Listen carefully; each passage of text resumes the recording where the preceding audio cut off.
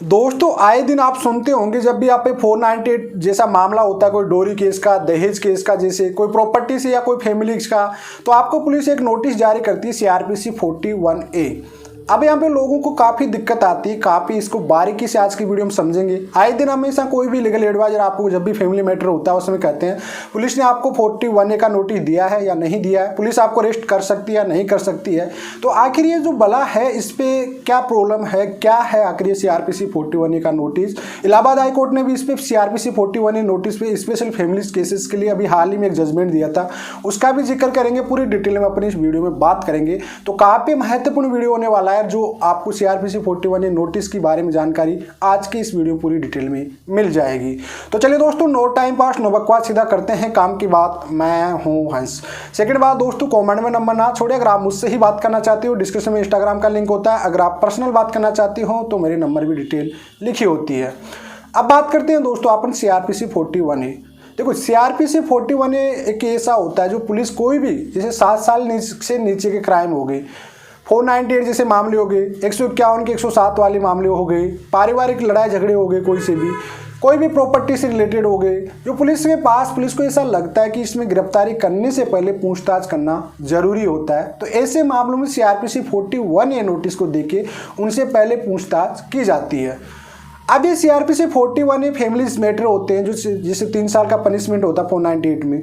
अब कई बार होते हैं जो ऐसा भी कोई होता है 7 साल से नीचे का जो कॉग्निजेबल ऑफेंस होता है, CRPC 41 सबसेक्शन A के तहत पुलिस के पास ये पावर होता है कहीं कानूनों में, कहीं ऐसी अरेस्टिंग करने में जिसमें directly police without 41A notice भी गिरफ्तार कर सकती है। पुलिस के पास ये पावर होती है और हमेशा इसी पावर को पुलिस हमेशा यूज करती रहती है। जी हाँ दोस्तों, CRPC 41 सबसेक्शन A ये आपको पहले इन्वेस्टिगेशन करने के लिए, पूछताछ करने के लिए बुलाई जाती है, और CRPC 41 सबसेक्शन 1 तो उसके तहत पुलिस के पास पावर होता है। दोनों में डिफरेंट होगा, एक तो A हो गया, एक होगा 1 सबसेक्शन 1 में।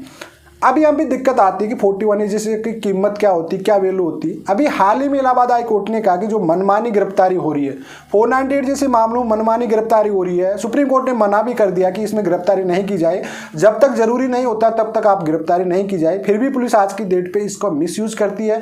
498 जैसे मामलों में हरासमेंट किया जाता है, जो निर्दोष लोग होते हैं उनको जानबूझ के हरासमेंट करने के लिए उनको गिरफ्तार किया जाता है। तो 41A नोटिस को जारी किया गया और उसने इलाहाबाद हाई कोर्ट ने यह भी कहा कि इसको ऑल इंडिया में पब्लिक किया जाए, सबको सूचना होनी चाहिए इसके बारे में, कि जैसे ऐसे जो छोटे मामले होते हैं, दहेज जैसे, स्पेशल उन्होंने दहेज केस के लिए बोला भाई, जो मामले होते हैं इनमें 41A की डिमांड की जाए जब आपके पास ऐसा कोई आरोप है ही नहीं, ऐसा कोई आपके पास सबूत आया ही नहीं कि उसे गिरफ्तारी करना जरूरी है, तो आप उसे 41A का नोटिस दीजिए।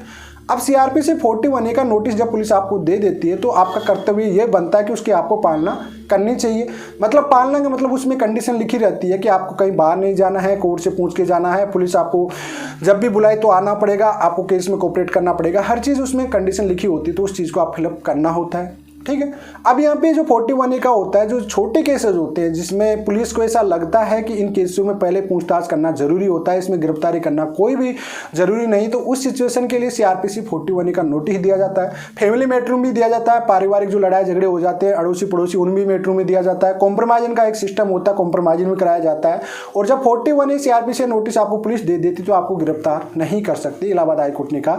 जजमेंट का लिंक भी मैं आपको डिस्क्रिप्शन में डालूंगा। पूरी डिटेल और बताता हूँ दोस्तों इसमें कि CRPC 41A नोटिस देने के बाद अगर आपको पुलिस गिरफ्तार करने की सोचती तो पहले मजिस्ट्रेट के पास जाएगी, उनको ये ग्राउंड बताना पड़ेगा उनको कि इसको गिरफ्तार इस वजह से किया जा रहा, उसके बाद वहां से नोटिस जारी होगा, उसके बाद ही आपको गिरफ्तार किया जा सकता है। अदरवाइज 41 CRPC नोटिस देने के बाद पुलिस आपको कभी गिरफ्तार नहीं कर सकती है। तो काफ़ी महत्वपूर्ण वैल्यू होती है दोस्तों CRPC 41A नोटिस की, जो कि दहेज केसों जैसे मामले में जो 7 साल के नीचे के ऑफेंस होते हैं, जिनमें विचाराधीन होते हैं, जिसमें ऐसा लगता है कि इनको जबरदस्ती फंसाया जा रहा है, तो उस सिचुएशन में आपको CRPC 41A का पुलिस नोटिस देती है और आपसे पूछताछ करती है, उस बारे में जानना चाहती है और आपको गिरफ्तारी नहीं होती, आपको बेल लेने की जरूरत भी नहीं पड़ती। आगे चल के आपका चालान पेश हो जाता था, कोर्ट में आपको रेगुलर बेल लगा दी जाती है और वो आसानी से आपको मिल जाती है।